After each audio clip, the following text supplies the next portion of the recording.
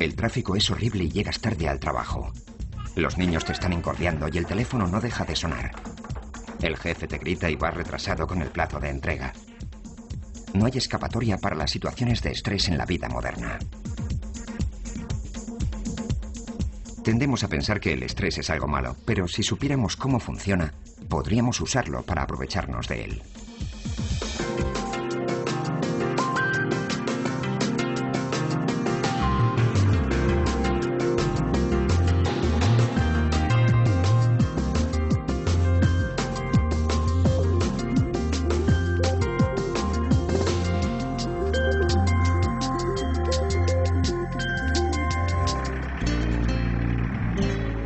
El ritmo de vida ha cambiado en la época moderna. Hace 50 años la gente no hablaba del estrés, mientras que hoy en día es un tema candente de conversación. Ahora los medios de comunicación nos ponen cada día ante nuestros ojos todas las cosas negativas que pasan en el mundo. Nuestras propias expectativas y lo que se espera de nosotros en el trabajo y también en casa han aumentado. Y todas esas cosas en realidad lo agravan y nos vuelven más vulnerables al estrés. Pero de lo que quizá no nos hemos dado cuenta es de que el estrés en sí mismo no es el problema. El estrés es una parte normal de la vida. Bueno, la única época en la que no tenemos estrés es justo antes y después del nacimiento. En fin, es la concepción para la muerte. El estrés en sí no es un problema, lo es nuestra reacción a las cosas. La reacción al estrés no es necesariamente malo. Incluso nos puede ayudar a seguir adelante bajo presión. Pero los efectos de un estrés crónico continuo, si no hacemos nada al respecto, pueden ser muy malos. George Brickell lo ha experimentado de primera mano a consecuencia de su profesión, filmando y editando escenas de crímenes para las fuerzas policiales. Después de 16 años de un estrecho contacto con accidentes y crímenes horrorosos, los altos niveles de estrés de George motivaron que su carrera terminara de forma estrepitosa. Llegó un momento que no podía ni coger a mi nieta, y creo que sé por qué. Tuvimos que ocuparnos de un hombre que se había caído a un pozo y llevaba allí 6 semanas, y estaba lleno de gusanos por todas partes. Había gusanos por debajo de lo que quedaba de la piel, y formaba como ondas con los gusanos moviéndose debajo. Y cuando cogía a mi nietecita, parecía como si estuviera viendo a los gusanos, aunque no tenga sentido.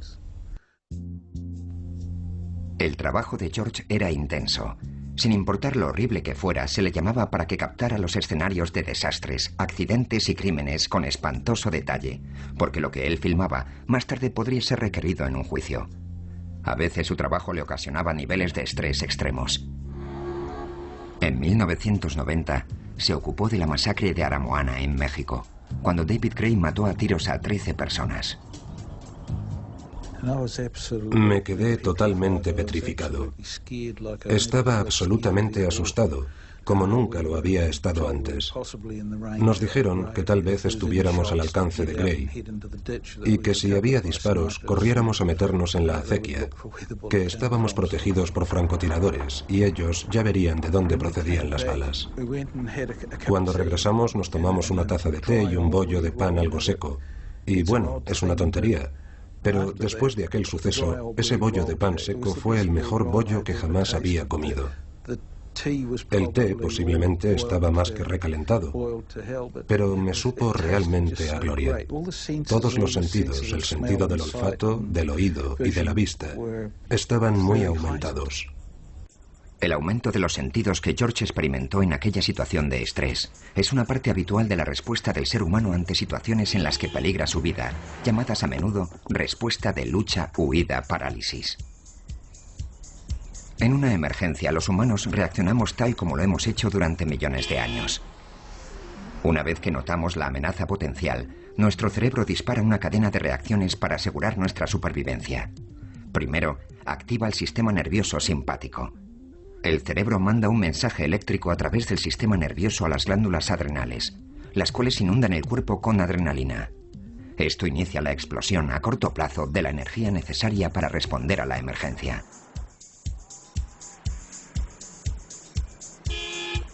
Mientras el mensaje viaja a través de nuestro cuerpo, las pupilas se dilatan para aumentar el flujo de información. Los músculos se tensan y nuestra respiración se hace más rápida y superficial para que aporte más oxígeno a la sangre.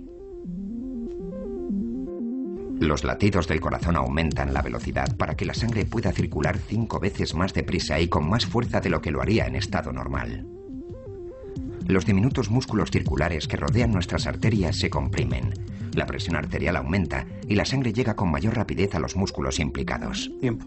Lo importante de todo eso es que es una reacción a corto plazo. Ya nos atropelle un autobús o escapemos. Si escapamos, el peligro desaparece y nuestro cuerpo regresa a un estado más estable. Obviamente, esta respuesta ancestral sigue siendo útil cuando estamos a punto de que nos atropelle un coche. Pero no lo es tanto cuando es provocada por situaciones estresantes que no amenazan nuestra vida.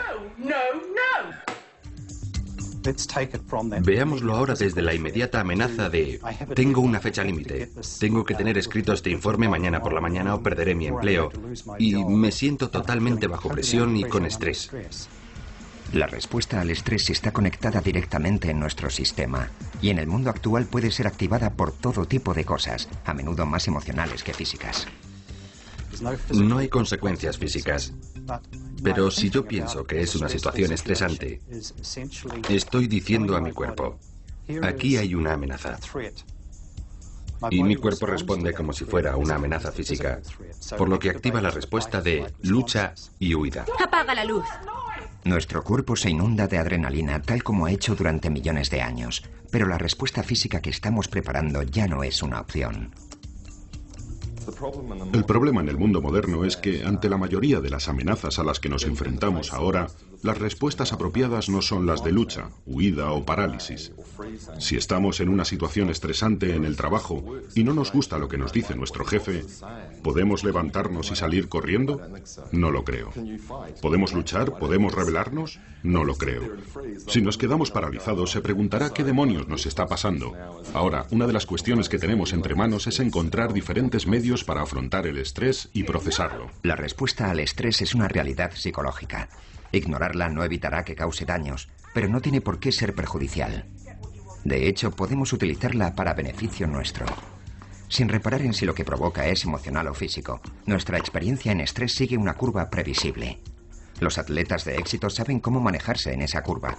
Así pueden estar en la zona de máxima actuación en el momento apropiado. En un deporte de contacto como el rugby, puedes salir y estar muy acelerado y fallar tu primer par de placajes porque tratas de llegar demasiado rápido en vez de tranquilizarte y dejarte llevar. Por otro lado, si estás por debajo de tu zona, te pierdes la mitad del juego antes de que te des cuenta. Es todo un arte. Y los que pueden hacerlo sistemáticamente son generalmente los que funcionan bien. Controlar la zona en la que estás es la clave para mantener tu actuación todo el tiempo. Si te exiges demasiado, puedes tener problemas rápidamente. En el deporte, normalmente, un jugador puede perder la serenidad y golpear a otro jugador. Puede insultar al árbitro, quedarse paralizado o quedarse sin aire. Todos esos comportamientos nos indican que ya han llegado al punto al que se dirigían. Y creo que eso se ve también en los lugares de trabajo y cuando de repente la gente habla sobre la gota que colma el vaso. Lo que es probablemente otra forma de moverse por esa curva hasta un punto donde ya no pueden resistir más y caen estrepitosamente. Una forma de evitar esa caída es no permanecer en la zona de máxima actuación demasiado tiempo. Todos necesitamos descansar, recuperarnos y liberar el estrés de nuestro sistema. Así que lo importante es que en los lugares de trabajo las personas no tengan que mantener su actuación durante 8 o 10 horas al día, 5 o 6 días a la semana, porque al final su actuación decaerá.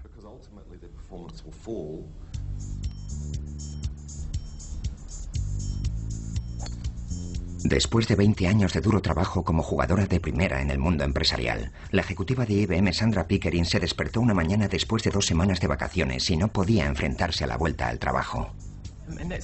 Y entonces fue cuando me di cuenta de que en realidad estaba bastante estresada y que necesitaba estar más tiempo desconectada de mi trabajo para poder pensar realmente qué quería hacer, hacia dónde ir y cómo podía controlar mejor esa situación. A la edad de 39 años, Sandra había estado trabajando intensamente durante 7 años en un proyecto especial que no le había dejado demasiado tiempo para estar con su familia.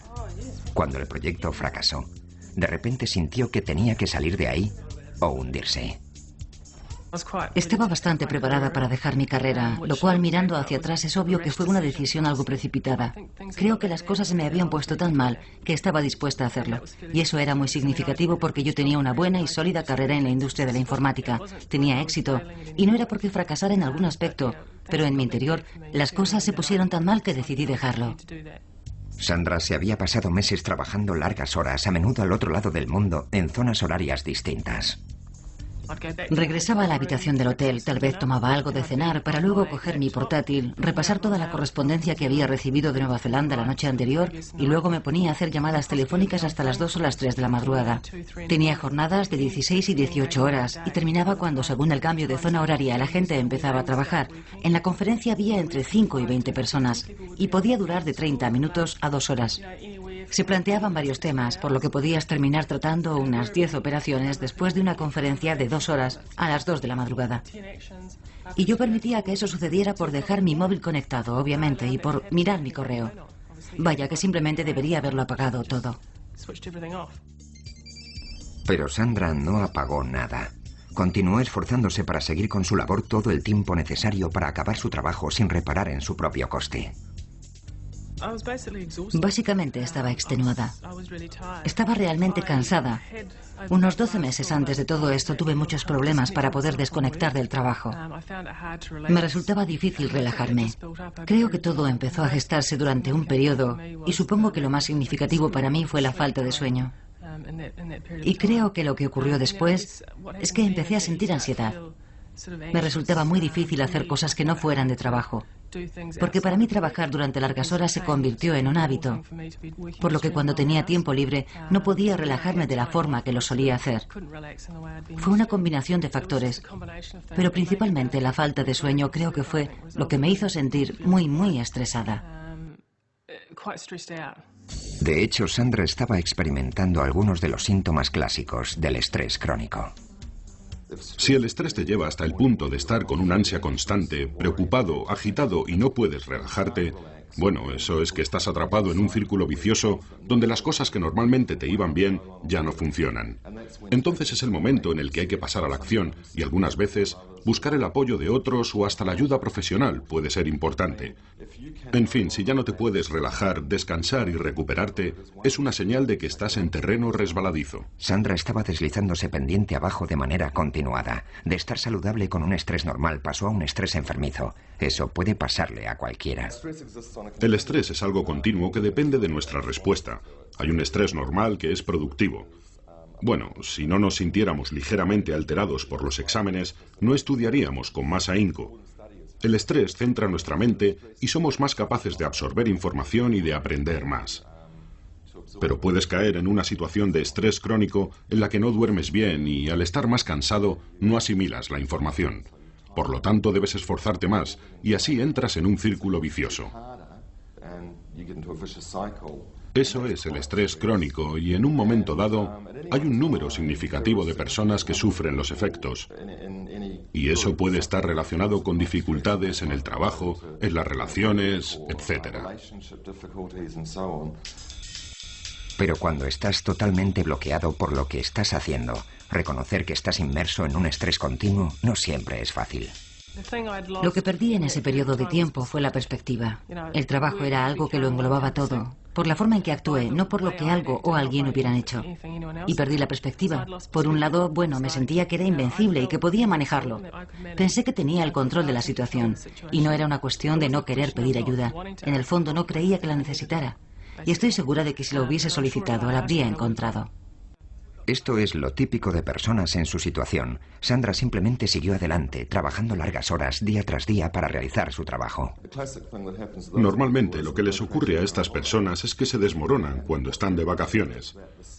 Resulta que las señales de estrés no logran pasar a través de su frenética y ocupada vida y de repente, estando de vacaciones y con un montón de tiempo libre, todo lo que les queda es el estrés, un estado de angustia. Y eso es exactamente lo que le ocurrió a Sandra. Necesitó 2 semanas de descanso para que el mensaje pudiera llegarle. La primera semana empecé a relajarme, la segunda empecé a ponerme tensa pensando que tenía que volver a trabajar la semana siguiente. Y entonces es cuando supe que algo no andaba del todo bien. Las cosas llegaron a un punto crítico y es que ya había llegado al límite. Al estar esforzándose sin descanso, Sandra se había salido de la zona de máxima actuación, lo que en términos de estrés se llama la fase de resistencia. Ella seguía actuando, pero le costaba cada vez más y estaba empezando a sentir los efectos del estrés crónico.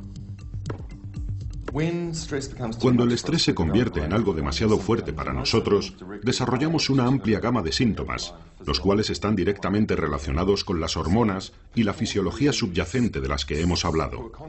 Así que las personas que están incesantemente percibiendo amenazas en situaciones de estrés y que están asiduamente segregando adrenalina a su sistema, tendrán una variedad de síntomas como resultado de ello. Y no es solo la adrenalina lo que produce estos síntomas. Mientras estos cadetes de la Marina compiten contra el tiempo para evitar que el barco se hunda, se liberan otras potentes hormonas para incrementar más sus oportunidades de supervivencia ante un peligro tan inminente. Una vez que la adrenalina entra a raudales, el cerebro activa nuestro sistema de mensajería hormonal. A través de un circuito diminuto es liberada una corriente de hormonas a la glándula pituitaria, la cual dispara la señal a la glándula adrenal para que libere todo un grupo de potentes hormonas del estrés, como el cortisol. Ellas cambian la forma en que trabaja nuestro cuerpo para soportar la acción de la adrenalina a corto plazo, por lo que el modelo energético en el sistema inmune de estos cadetes está cambiando para hacer frente a la amenaza inminente de su supervivencia en un proyecto a largo plazo. Después de todo, ¿por qué utilizar energía para prevenir el cáncer cuando tu vida está en juego ahora mismo? Se han realizado varios experimentos por todo el mundo midiendo el impacto en el sistema inmune de estas poderosas hormonas del estrés. En América, los cuestionarios de estrés los rellenaban voluntarios a los que luego les rociaban la nariz con virus de la gripe. Las personas que se veían a sí mismas con un alto índice de estrés eran más propensas a coger la gripe, demostrando que su sistema inmune estaba afectado por el estrés. En Nueva Zelanda, continuaron las investigaciones usando a personas que eran operadas. Una semana antes de ser intervenidas quirúrgicamente de hernia, varias personas rellenaron un cuestionario sobre cómo calificaban el grado de estrés en su vida. Luego, en las primeras 24 horas después de la operación, se le recogió líquido de las heridas para analizarlo. Cuanto más estresada se sentía la persona antes de la operación, más baja era la concentración de células inmunes en la herida durante las siguientes 24 horas, mostrando que no solo era susceptible a infecciones, sino que otras partes del sistema inmune involucrado en la curación de la herida también estaban afectadas por la percepción del estrés. Y el sistema inmune no es el único que puede estar afectado. Demasiadas hormonas del estrés circulando pueden afectarnos de muchas maneras.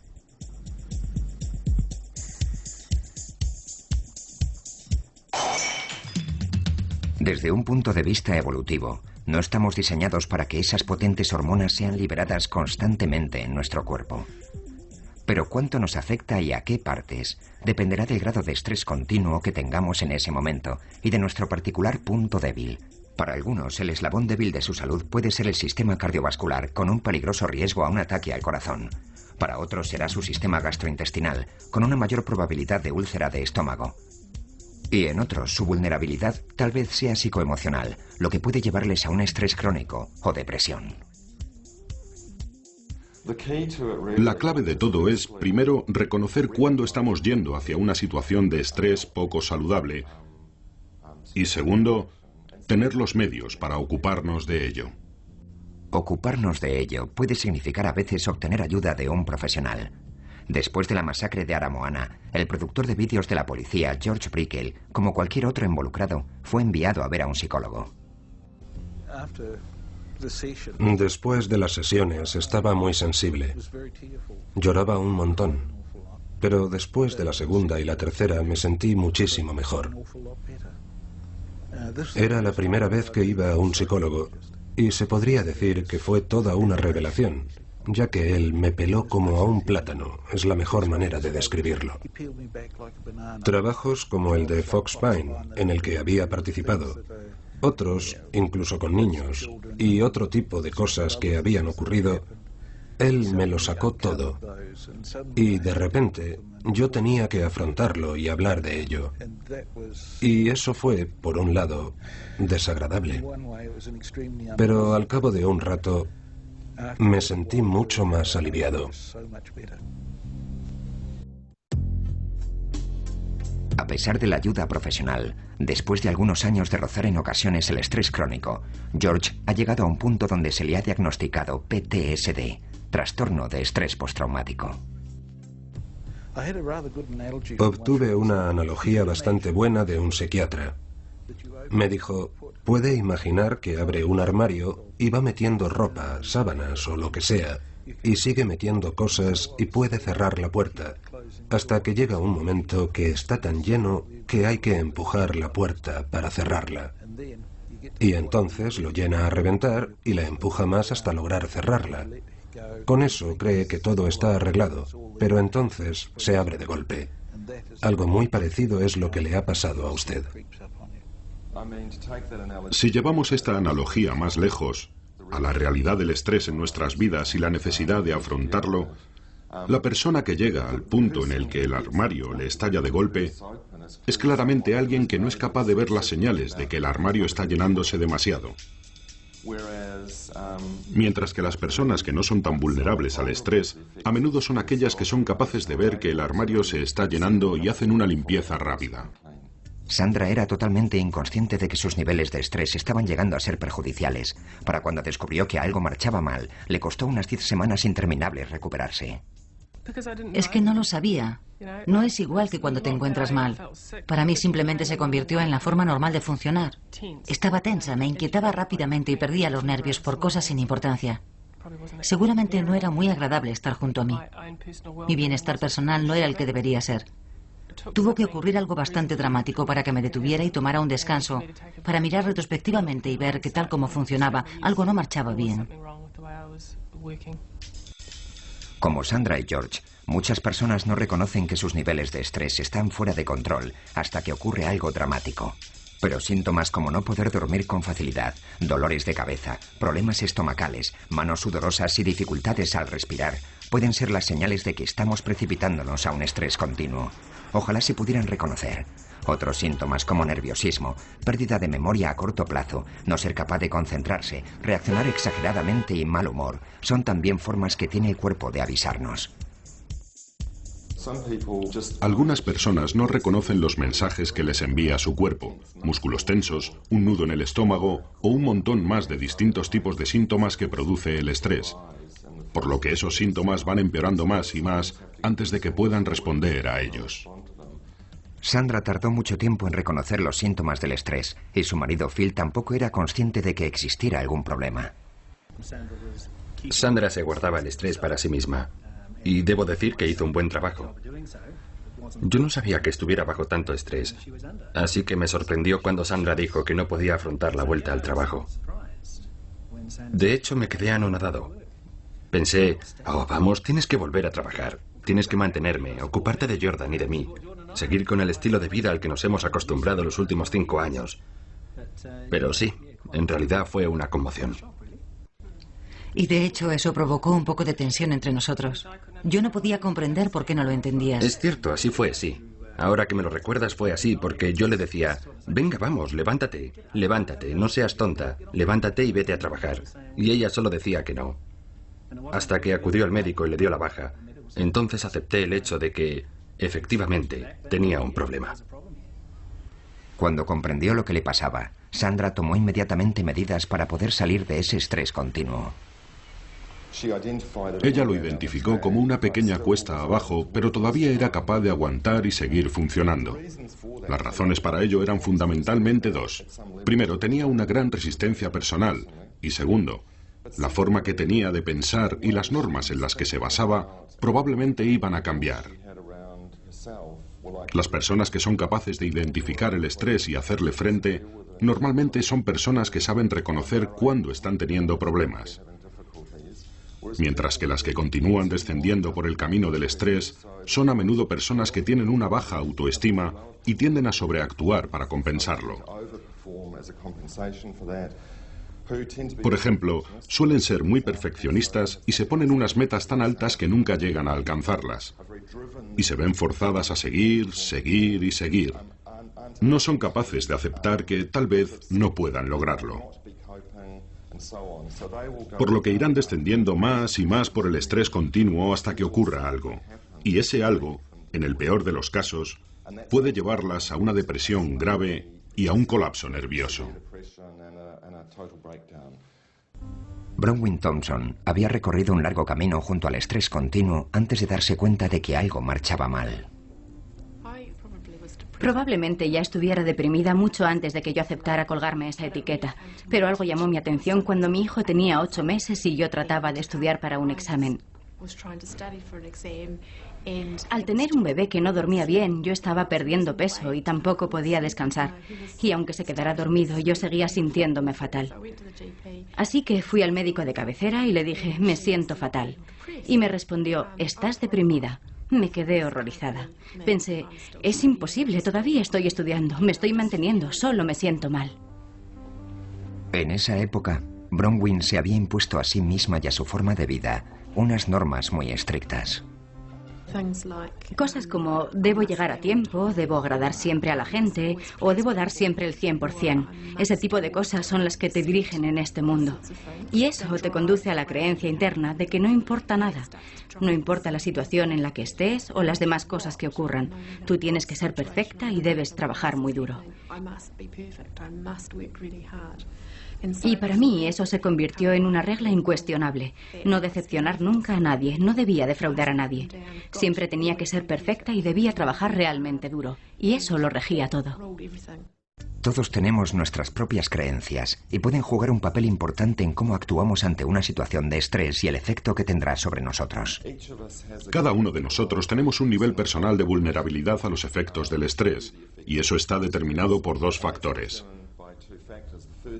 El primero depende de nuestra estructura psicológica, digamos que del tipo de normas que nos impongamos, de si nos tomamos las dificultades de la vida de forma muy personal y de ese tipo de cosas.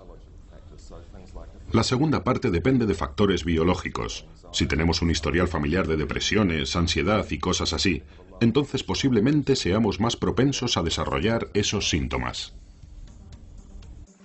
De la misma forma en que todos somos diferentes, mental y físicamente, también somos distintos en lo que respecta a nuestra vulnerabilidad ante situaciones de estrés, al igual que a lo que cada uno encuentra estresante. Lo que para una persona puede ser un gran problema, no necesariamente tiene que serlo para otra. Nuestra capacidad individual para abordar el estrés se pone a prueba cuando nos enfrentamos a sucesos estresantes en nuestra vida. Muchas de las cosas más estresantes en la vida, como la muerte de un familiar, son inevitables. Para algunas personas casarse es tan estresante como divorciarse, aunque afectará de modo distinto a las diferentes personas, dependiendo de cómo perciban cada una esos acontecimientos en sus vidas. En realidad, el estrés es una falta de equilibrio entre lo que tienes, en lo que se refiere a recursos personales, y a las expectativas depositadas en ti. Me gusta la definición de la Fundación de la Salud Mental. Dice que la ansiedad o el estrés se da cuando sobreestimas la amenaza, crees que es mayor de lo que puedes hacer frente y subestimas tu capacidad para afrontarla. Y entonces es cuando empiezas a estresarte y a angustiarte. Por eso estos cadetes de la Marina están siendo entrenados para no sobreestimar la amenaza y saber que pueden enfrentarse a ella incluso bajo una gran presión. Y naturalmente, toda esa actividad está usando las hormonas del estrés de la forma que estaba previsto. Porque la actividad física es una de las cosas que podemos realizar todos para que nos ayude a evitar que nuestros niveles de estrés nos dominen. De algún modo, cuando estamos estresados nos afecta físicamente, por lo que el ejercicio regular es una buena manera de quemar esa energía. Digamos que, de hecho, nos quitamos el estrés, y existen buenas pruebas de ello. El ejercicio tiene un efecto positivo a la hora de abordar los síntomas del estrés. El ejercicio puede ayudar, ya que las hormonas liberadas durante la primitiva respuesta de lucha, huida, paralización, preparan nuestros cuerpos para una reacción física. Para muchos de nosotros, el ejercicio es el equivalente moderno más cercano que tenemos a huir ante un tigre de dientes de sable. Lo cual está muy bien si primero hemos sabido entender que estamos estresados. Es muy importante ser capaz de reconocer el estrés cuanto antes, pero también lo es reconocer que para algunos eso no está a su alcance, por lo que es importante que la gente tenga acceso a los sistemas en el lugar de trabajo y en su vida, que puedan reconocer las señales del estrés y así ayudar a esas personas a identificar qué es lo que les causa problemas y ser capaces de tratarlos. Que es justo donde encaja Bronwyn. Ahora parte de su trabajo es identificar a las personas con estrés en sus valoraciones sobre salud y seguridad. Debido a su particular experiencia con el estrés y la depresión, puede reconocer los niveles de estrés de otras personas, incluso si ellas no se han dado cuenta por sí mismas. Personas como ella juegan un importante papel en la gestión del estrés en grandes organizaciones como los hospitales. Si nos fijamos en tu último trabajo, ¿cuáles crees que eran los niveles de estrés? Por desgracia, por la forma en que trabajábamos, iban de 0 a 10 en 2 minutos. Ángela estaba tan sumamente estresada y agitada después de un día de trabajo que ni siquiera podía tender la ropa. Mis dedos parecían entumecidos y me resentía de la muñeca. Y los codos y hombros me dolían al tener que escribir de forma tan continuada. Ángela tuvo que cambiar su forma de entender el trabajo y también la manera en que lo hacía. En vez de estar tecleando durante 2 horas sin parar, debía de hacerlo solo durante 20 minutos, tomarme un descanso y luego volver a ello. Podía trabajar durante 3 o 4 horas siempre y cuando realizara los descansos. Ángela tuvo que buscarse fórmulas para acordarse de hacer los descansos que necesitaba. Al principio me costaba un poco debido a la costumbre, supongo. Estaba muy habituada a hacerlo de aquella forma, así que tenía que frenarme. En realidad tuve que ponerme notas diciendo relájate y cosas como tómate un descanso. De hecho, Ángela estaba aprendiendo a no ignorar las señales del estrés que estaba mostrando. Escuchar lo que te dice el cuerpo. Si me duele en algún lado es por un motivo. Hay que dejar de ignorarlo y cuidar de uno mismo. Bronwyn también animó a Ángela a cambiar las reglas por las que se regía. Me recordaba que psicológicamente era bueno hacer un descanso. Bueno, que no era malo el que descansara un par de minutos. Que no era por vaguería. Eso, que no era por ser vaga. Solo estoy cuidándome y ahora hasta puedo irme a casa y relajarme. Y si quiero, si me apetece, puedo colgar la ropa limpia y esas cosas. Y ahora hasta puedo levantar los brazos y cosas así. A diferencia de Ángela, el productor de vídeos de la policía, George Brickel, sí reconocía cuando sus niveles de estrés se le estaban yendo de las manos. Sabía cuándo necesitaba un descanso para recuperarse del estrés de su trabajo. Y debido a la cantidad de horas que trabajaba, a veces eso ocurría de forma natural. En una ocasión, con Kirtza Jensen, por ejemplo, trabajamos durante 34 horas sin descanso, sin dormir, y muchas otras veces 24 horas y hasta 26 horas. Un día normal suponían unas 10 horas de trabajo. Debido a que acumulaba un montón de horas, a veces George podía coger hasta un mes libre para ponerse al día. Eso era estupendo, porque cuando me encontraba realmente mal, o empezaba a sentirme mal, sabía que podía cogerme un mes libre y luego regresar totalmente nuevo y con la mente renovada. De lo que está hablando George es del tiempo de recuperación, una parte esencial en la curva de respuesta al estrés. Es el tiempo de descanso que todos necesitamos para poder seguir actuando, ya sea en nuestra vida en la oficina o como jugador de rugby profesional. No importa lo fuerte que seas mental o físicamente. Tienes que tener tiempo para descansar, porque, de lo contrario, la acumulación de tensión y la ansiedad que te provoca no te permitirían seguir funcionando. Sería imposible. La recoge y se lanza en los últimos segundos. Y hay un nuevo intento por parte de Razor Robertson. Si no te recuperas, perderás tu coherencia, básicamente. Y creo que tampoco serías capaz de llegar a lo máximo, porque fijas tus miras semana a semana. Y nadie puede aguantar todo el tiempo con esa intensidad, sobre todo en el rugby. Si tienes la habilidad de poder desconectar, estarás mucho mejor preparado para la semana siguiente. De hecho, no tener el tiempo suficiente de recuperación puede tener consecuencias graves. Cuando un atleta está mucho tiempo en la zona demasiado alta, supone un coste para su salud y obviamente experimentará diferentes síntomas de estrés. Y cuanto más tiempo esté en ella, el grado de intensidad de esos síntomas se incrementará. Y si un atleta continúa así demasiado tiempo, puede quemarse. Entonces, el atleta tiende a venirse abajo, pierde toda la motivación para entrenarse, para involucrarse, y a menudo necesita alejarse un cierto tiempo de ese ambiente de acción para despejarse y reavivar la llama en su interior. Así que todo el mundo necesita tiempo para recuperarse.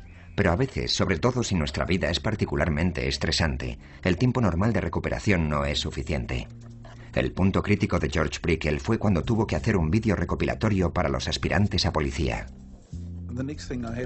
Tuve que elaborar un programa sobre muertes, y eso suponía que debía reunir todo tipo de muertes que puedas llegar a imaginar. Por ahorcamiento, por ahogamiento, por armas de fuego, por palizas, accidentes de avión, lo que fuera. Y estuve expuesto a todo eso, para luego juntarlo, revisar el material y empezar a editarlo.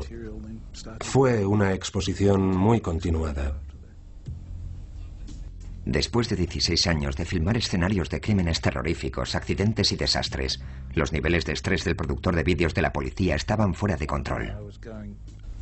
Volvía por la noche para hacer la edición a esas horas, simplemente para que la gente no pudiera verme llorar. Me echaba a llorar por cualquier cosa, tópicos, olores o sonidos.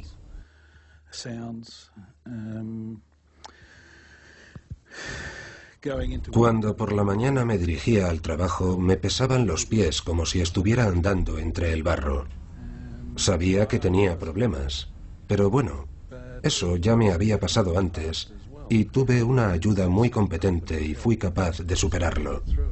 George también estaba experimentando otros síntomas físicos por el estrés. Como cuando me iba a trabajar por la mañana, inevitablemente tenía diarrea, la primera parada era en el servicio. En el pasado, aparte de eso, perdía el equilibrio, me dolía el pecho y varias cosas más que resultaban bastante embarazosas cuando acudí al médico y le conté los síntomas y él no encontraba cómo solucionarlo. Fue muy incómodo. George sabía que necesitaba la clase de tratamiento que le había ayudado en el pasado y la solicitó para sí mismo y para su equipo. Pero cree que cuando su petición no fue atendida adecuadamente, provocó que llegara al punto de no retorno. Hasta entonces no había sido demasiado tarde. No, pero unos 10 o 15 asesinatos más tarde ya era irreparable. Y es que por entonces nos impusieron una ayuda determinada. Y con eso quiero decir que el jefe dio instrucciones para que fuera una persona concreta.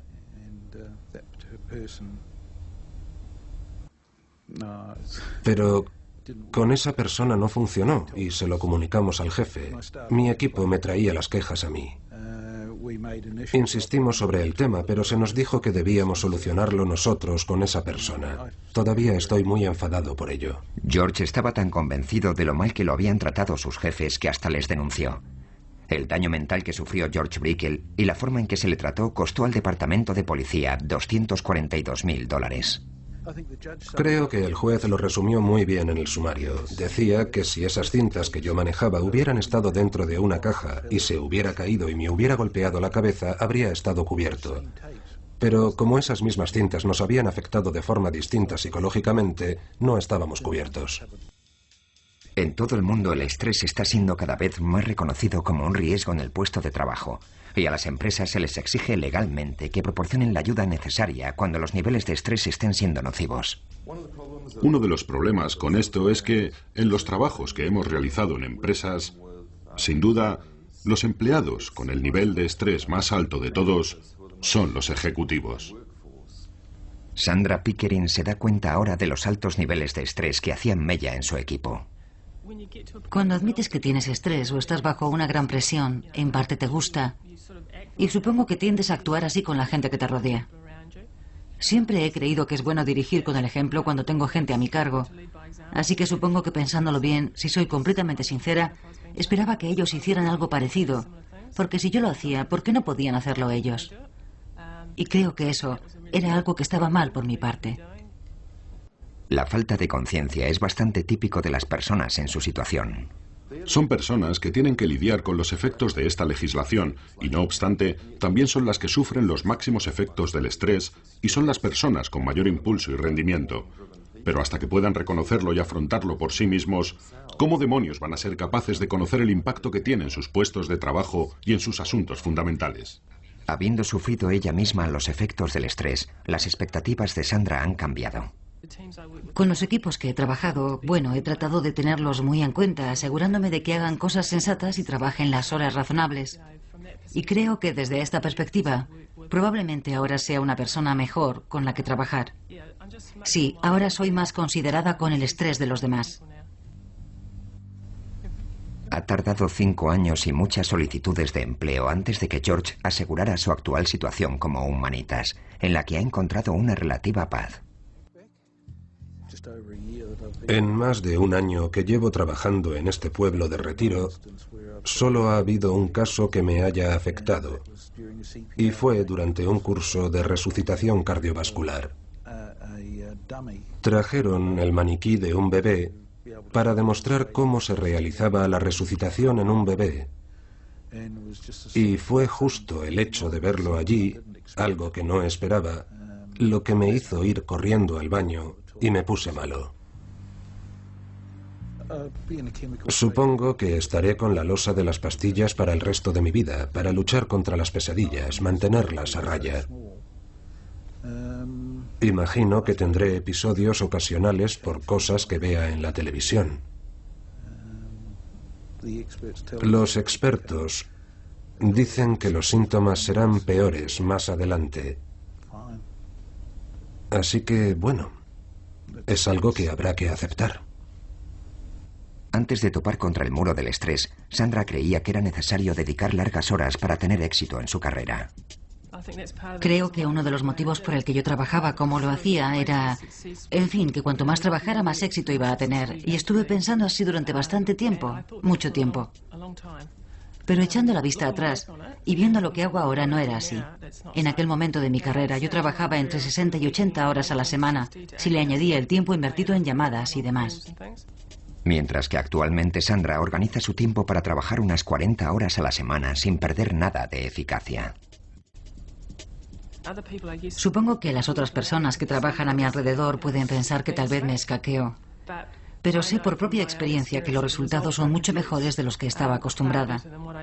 De hecho, la empresa nos valora por los resultados, no por la cantidad de horas que trabajamos. Por lo que si estás produciendo resultados, puedes trabajar las horas que quieras para conseguirlos. Y en mi caso, puedo controlarlo hasta el punto de producir los mismos resultados en la mitad de tiempo.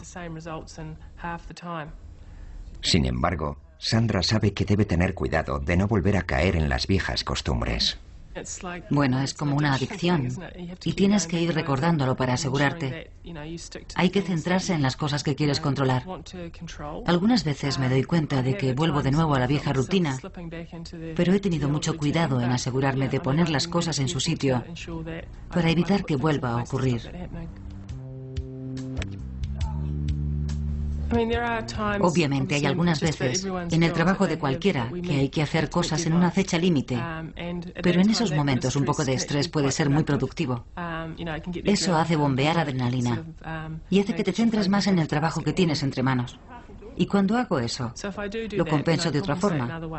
Otra tarde salgo antes y voy a recoger a mi hijo al colegio y no me siento mal ni culpable por ello. Sandra cree que le va mucho mejor después de haber tenido un encuentro tan íntimo con el estrés crónico. Creo que antes era más débil porque no sabía relajarme. Ahora no me siento culpable o bajo presión por decir, haré cosas que sé que en este momento no son razonables. Por lo que creo que ahora soy una persona más fuerte, porque soy capaz de hacer malabarismos, o al menos trato de buscar un mayor equilibrio entre el trabajo y la vida.